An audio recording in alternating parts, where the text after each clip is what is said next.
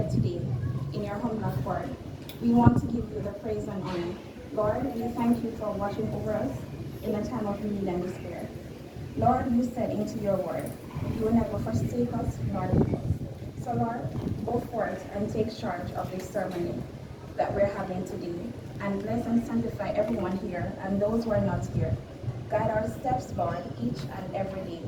Give us a heart of gold that will help us to love each other even when others have done us wrong. In your sweet and holy name, amen and amen. To put the program, you'll now hear from Matthew Ferranti. Not the whole program, at least. Thank you, Mrs. Anderson, and thank you all for being here and for pardoning our dust.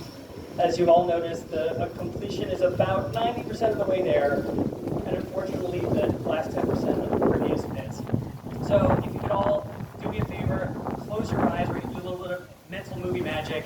Picture the polished concrete floor, all of the cinder blocks being smoothed over and painted, maybe some lights hanging here, less rebar, and I think we've got a pretty cool learning space.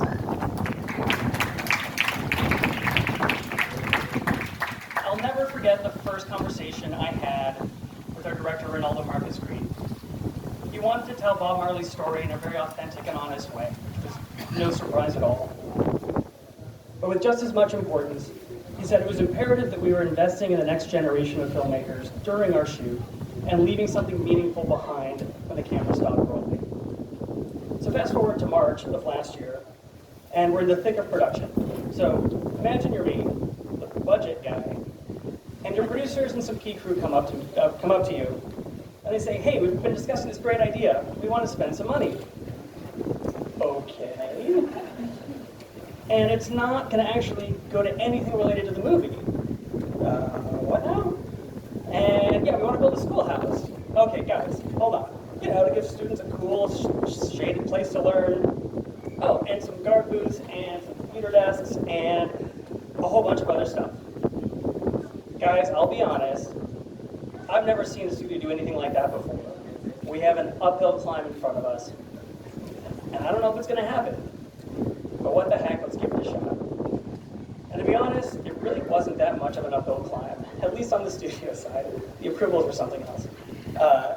Everyone in the studio who had to bless something as big and meaningful like this did so with surprising excitement and support. Seeing what we were doing here really just made sense to everybody on this movie, in this community, and at this moment. And when Colin passed away, continuing this effort in his memory made it only all that much more important that it came to fruition. So here we are, 10 months later, and almost done. And I have to thank some key folks that made this dream into a reality, because without them, it really could have just died on the vine. Steve Bohan and David Packer, who labored over designs and chased approvals.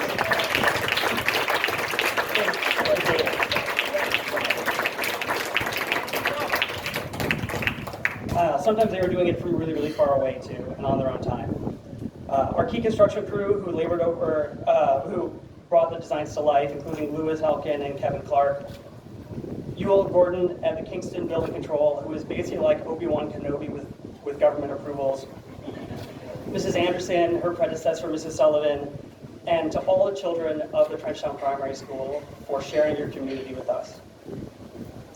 Ray, we heard your call to action really loud and clear. In addition to these builds here, we're working with the Rosetown Foundation to put together nutrition, dance, and counseling programs here in Trenchtown, among other efforts.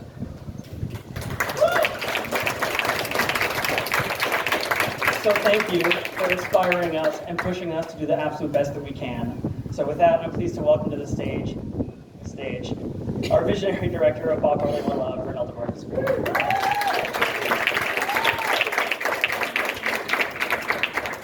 Matt, thank you for that. Thank you, Paramount. Thank you to the Trenchtown Primary School. My mother was a public school teacher for 30 years. And my first profession before becoming a filmmaker was an elementary school teacher. I did that for a couple of years. I thought that's what I was going to do. Thankfully, I have an older brother who was like, let's go make some movies. And so I'm able to work in education in a different way. And as a filmmaker, I hope that that's our vessel to reach larger audiences, to reach more kids. So I know this school is an opportunity for the next generation, the next Bob Marley, the next Rita Marley sitting in this school right now. And that's incredible. I hope the movie that we were able to make and share, I know it was a gift to me, and it's a gift to you guys. So thank you guys so much. I hope that this space can be of use to you, and that know that we are a resource to you. If there's ever anything that we can do, I want to be that for you guys. So thank you so much. Hope you get to enjoy it. Thank you to the Marley family so much for allowing us to make this movie.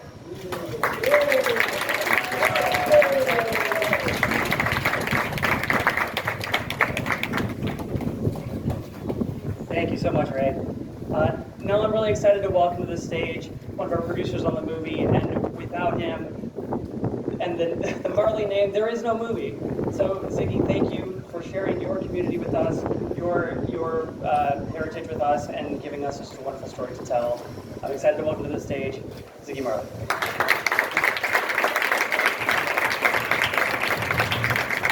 Thank you very much. Yeah, this is not about me, Ray, everybody that put the effort into wanting to do something for the community. I am so appreciative of what you have done and what you have asked Paramount, and appreciative to Paramount also for taking that position that is not a normal position for them to, with budget and movies. This is not a normal, they didn't do a normal thing, they do an extraordinary thing. So I'm very appreciative of the team and everybody. So one love, yeah? Thanks.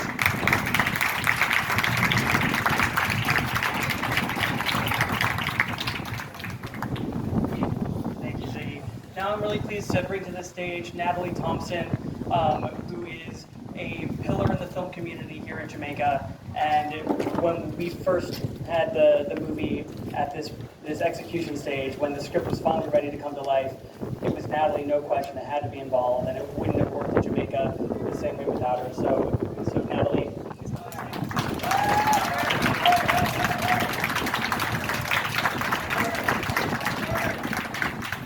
Good morning, everybody. Morning. Welcome to Trenchtown, to those who don't come from Jamaica. I consider myself a citizen of Trenchtown because of one person. His name is Colin Keith Smikle.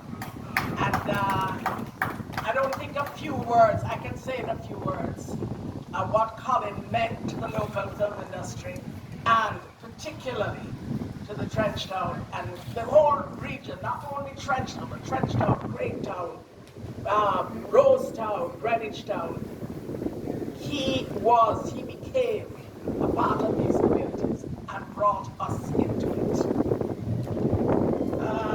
When Jamaica went away from making films on the beaches only and became a location where we could tell our personal stories within our communities, we needed to be able to move into areas like this to film.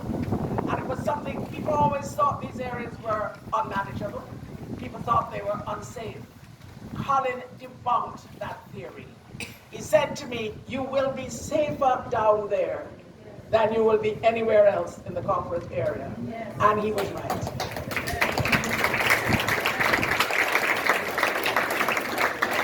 I hope I can keep these pages from blowing away. It's big time, it's not that long. By virtue of his interactions with and his respect for the dignity of the people who live in these less than ideal situations, he was not only able to create a filmmaker's dream lot, but he was also, and more importantly, able to create new opportunities, upliftment, empowerment for all the residents of the community without any need for affiliation, politically or otherwise.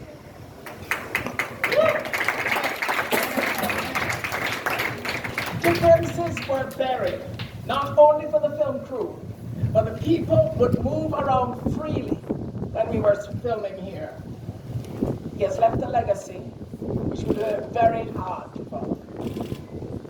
I would often hear men say that if Colin was making a film, the film people were here, they would be able to move around. And before that, they couldn't sometimes even leave their lanes.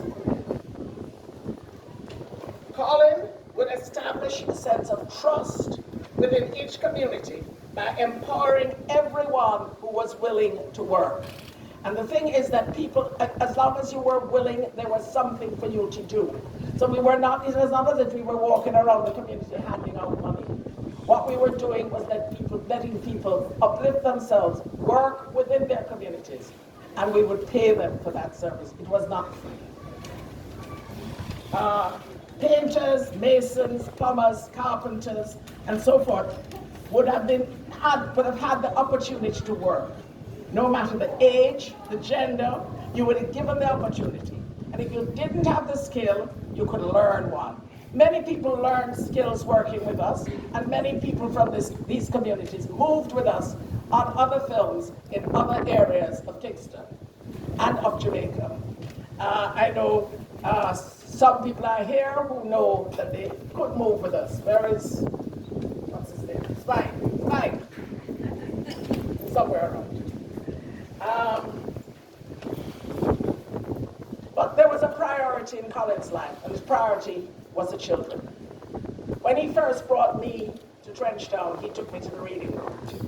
And he supported reading rooms, libraries, after-school education facilities, and all these different places. He supported them wholeheartedly.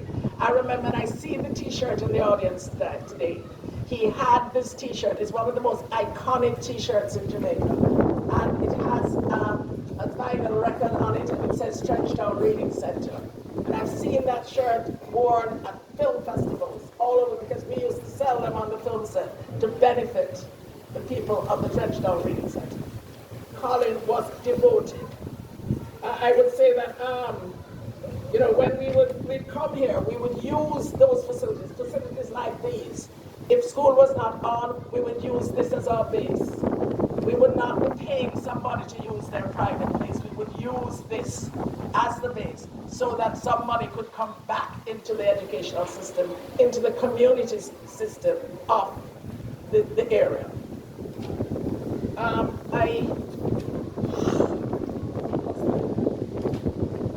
Colin, he would often insist that the extras, although that was not his area, and he should not have been fasted in that area, as we say in Jamaica, he would always insist the extras have to come from here. Who are you looking for today? And he'd go and find somebody who would also find somebody for us.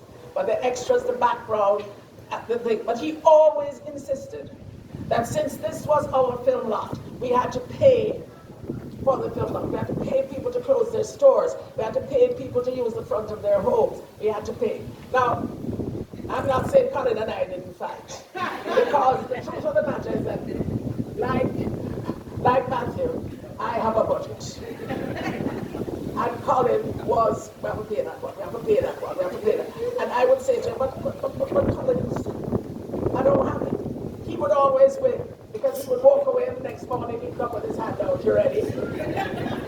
And it was good, because he was right, and it was important that we bring back that to the community.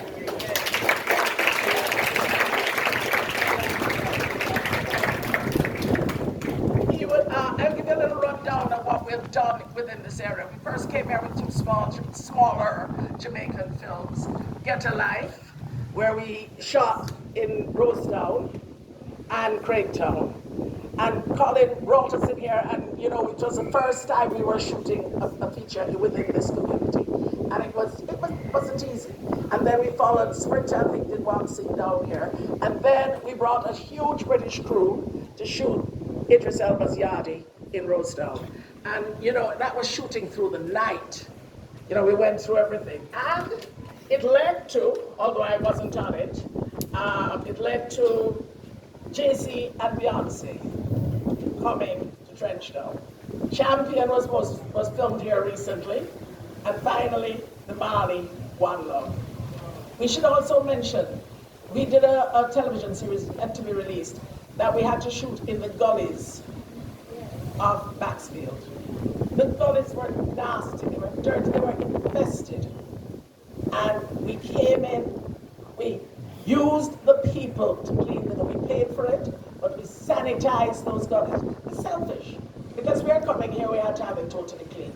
But at the same time, we felt that we could leave a much better living condition for the people who lived beside those gullies, and so it was. Whilst filming One Love, Colin introduced Bob Title and Jay Davidson to Merlene Sullivan, who was then the principal of Trenchtown Primary. Colin, Merlene, Bob, and Jay in those meetings made plans to refurbish the computer labs, construct 2 guardhouses, and create a common area or assembly hall for the school children. Unfortunately, Colin would pass away whilst preparing this location and would never witness the fulfillment of his dream. Thankfully, Paramount Pictures, Matthew, and One Love construction manager Stephen Bowen, along with David Backer, Colin's vision is today realized. Both the guard housing and the computer lab are completed. And this wonderful building we're in here today will be completed within the next week. So we look forward to it. Thank you, Paramount. Thank you, Colin, for always giving us hope. And thank you, Robert Estamali, because if it wasn't for you, we wouldn't be here. So,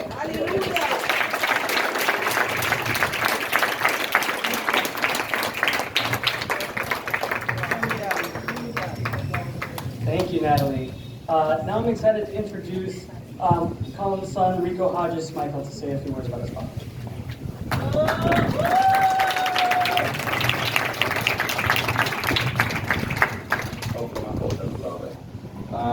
Hi everyone, thank you so much for coming. My name is Rico, I'm Colin's son. I'm here to say thank you on behalf of my family for this dedication to my father, Colin Smikle. I'm going to give a quick speech about 2 things that Colin truly loved. The first was education, and the second was Trenchtown. So let me start with education. So as many of you know, before Colin became a patient scout, he started as a teacher. He trained at Michael's Teacher College in the special ed department. But did you know that in 1993, he studied at CPTC, gaining a certificate in film, radio, and events production. Or that in 1994, at IMP, he received a certificate in supervisory management. Or in 1995 and 1997, he gained certificates at ICT and UI, computing and marketing respectively. And then he capped all of that off with a bachelor's in tourism at UTech in the year 2000. Honestly, I kind of found it funny when I learned all of this, because for a man who didn't seem like he could sit still for very long, he really put himself in a classroom. I bring all of this up to highlight the fact that Colin really loved to learn. He was a big proponent for getting a good, broad, high-quality education. This is something that he tried to instill in me and my sister, and any child who's fortunate enough to be in his orbit. On a personal note, how did he instill this in us? Well, Colin was the acting disciplinarian in my household, as anyone who knows him could probably understand.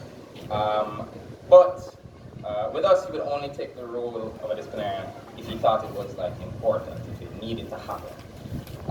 If it had to do with school, it had to happen. So, oh, Daddy, I can go play outside. Your homework done? No. I can play video games tonight? No, go to bed, you have school in the morning. Or, you want to do just anything fun at all? No, go study instead. Daddy was a big believer in making the most of opportunities that presented themselves. And one of, if not the biggest opportunity he believed everyone should have is a quality education. So he made sure that me and my sister never squandered that opportunity. And that's something that's, as I look back on, I'm very, very grateful for to this day. It's also an opportunity that he would try to unlock for any child who needed it. So Colin had a particular soft spot for children, as was spoken about before. He's helped countless numbers of kids through school, with backpacks, school fees, shoes, uniform, you name it, Colin would find a way to get it. To this day, me and my sister, we're actually going through our house recently, and we're looking up, we were going through all these old photos, and we're oh, my old school uniform and this and that. We could not find any of these items in the house, longer needed it, that is gone. It went to somebody who needed it to make sure that they could get the education that they rightly deserve. Yeah, to him, education was a right for all children, and he would work to make sure that they were able to exercise that right. Okay, so I think it's time to talk about the next thing that he loved, was Trenchtown. Let me preface this by telling a little story of mine and my sister's from like our collective childhood that some of you who have worked in them may relate to. I'm sure there's some folks in this crowd who have the experience of going on scouting trips with Colin. Anybody here? You know, one of those trips where you say, oh, we're going down the road, and then, you know, you end up in a bay, you end up on the side of a mountain, you end up on some little path in a community that you're very sure isn't actually on a map, but there's like a whole life being led there. I know that you guys did this as scouting. That was just our everyday life. Anytime my father would pick me up from school, honestly, it was like flipping a coin. Heads meant you had to go straight home and you can do things, you know, but tails meant you were going on the road. And ladies and gentlemen, the odds were never in our favor. It got to the point where, like, by grade 3 or 4, if we drove at my primary school, if we drove out the gate and took a right turn, that's it. I just tried to lie down and get some sleep before I went and was socializing with everybody. Because I knew, you know, I wasn't going to be home for 3, 4, 5 hours. That sounded like a bit of a tangent, but I brought all of this up not to explain why he was such a naturally talented location scout, because, you know, there is nobody that knew this island better than Colin, or knew the people of this island better than Colin. But to bring up the fact that even though he would go visit everyone everywhere, knew everyone everywhere, knew every nook and cranny of Jamaica, that he still had a very, very special place in his heart for Trenchtown and the community that is here. And I mean, the proof is in the pudding to everything that I was saying before. You know, he used to work directly with the Trenchtown Reading Center. This is the shirt that was being mentioned before. Another institution that's helping to unlock opportunities for the children of Trenchtown. As was said, he pushed to make sure that Trenchtown was used as a site in, you know, countless shoots. And importantly, made sure that all those shoots used, you know, you really teeth my speech, you know.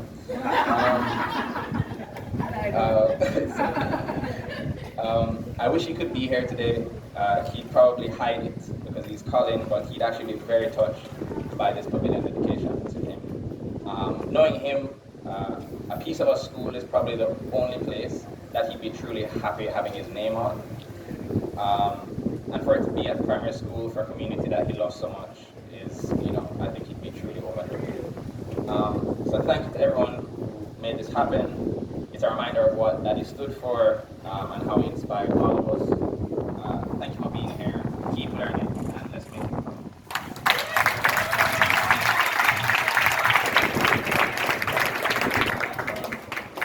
Now I'm excited to introduce Sophia Dow, a resident of Trenchtown.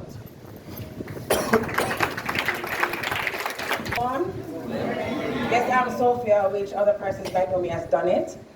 I'm just here to say, yes, Colin, I'm here because of Colin. I have met the filming crew, Natalie and everyone else because of Colin.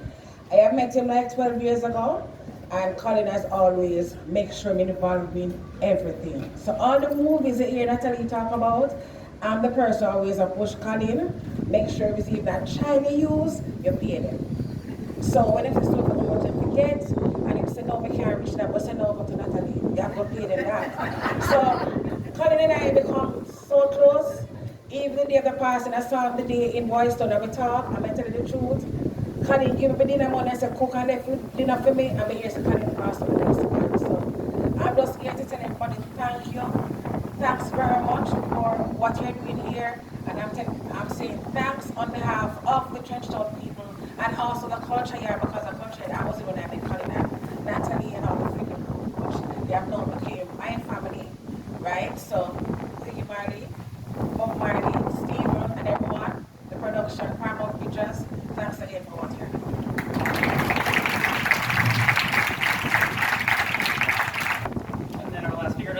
Any introduction. Mrs. Anderson, you want to come back up and say a few words?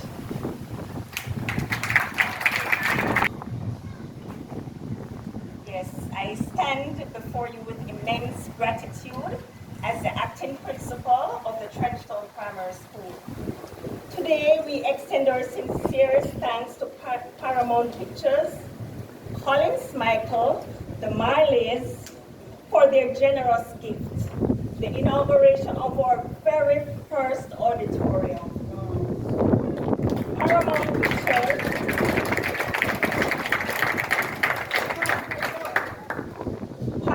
Pictures, alongside Colin, your commitment to education has created a stage where students will learn, grow, and showcase their talents. This auditorium is more than just bricks and mortar. It is a symbol of community, creativity, and collaboration.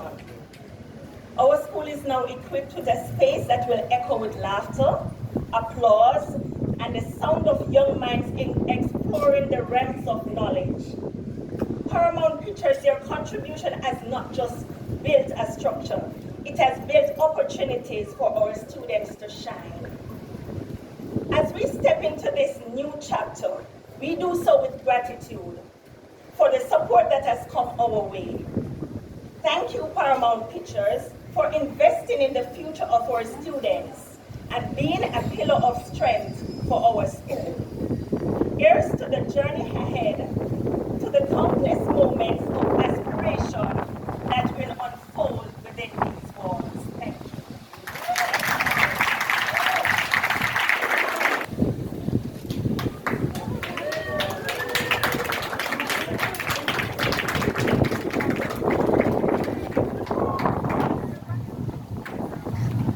Emancipate yourself from mental slavery. None but ourselves can free our minds. Forward.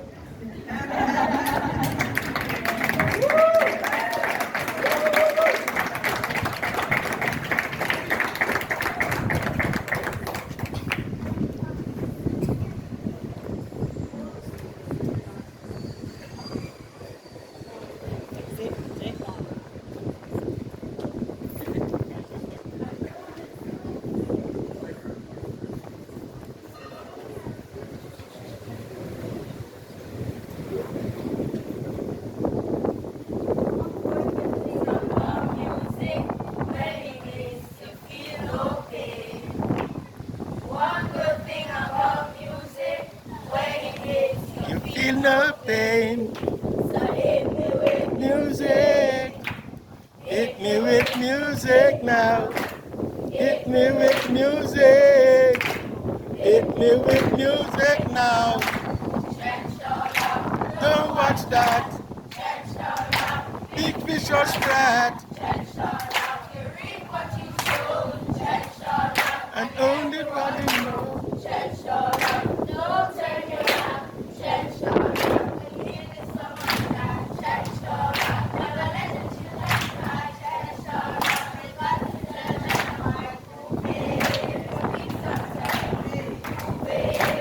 Kingston 12.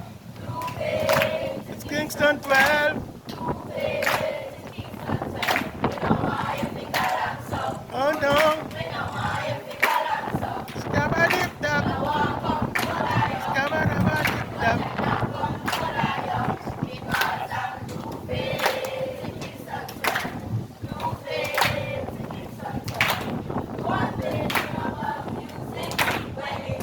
You feel no pain. Feel no pain. So hit me with music. Hit me with music now. Hit me with music. Hit me with music now. Trench down the rock.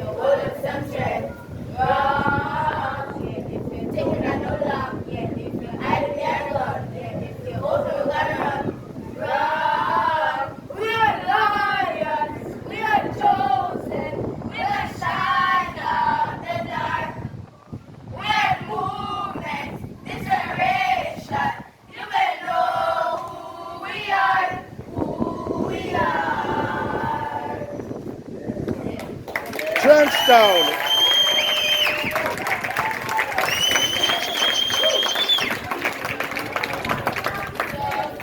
When the fire was ice, no, I told a lie. Some made by it and I paid the price. No, not in this life. Yeah, if you took a breath away, yeah, if you tell me a spread, yeah, if you put on some said, God, yeah, if you take it and hold on, yeah, if you hide me and gun, yeah, if you open the and run, God, we are lions, we are chosen, we are shine of the God. We are the movement, this generation. You may know who we are. Who we are. Trenchtown.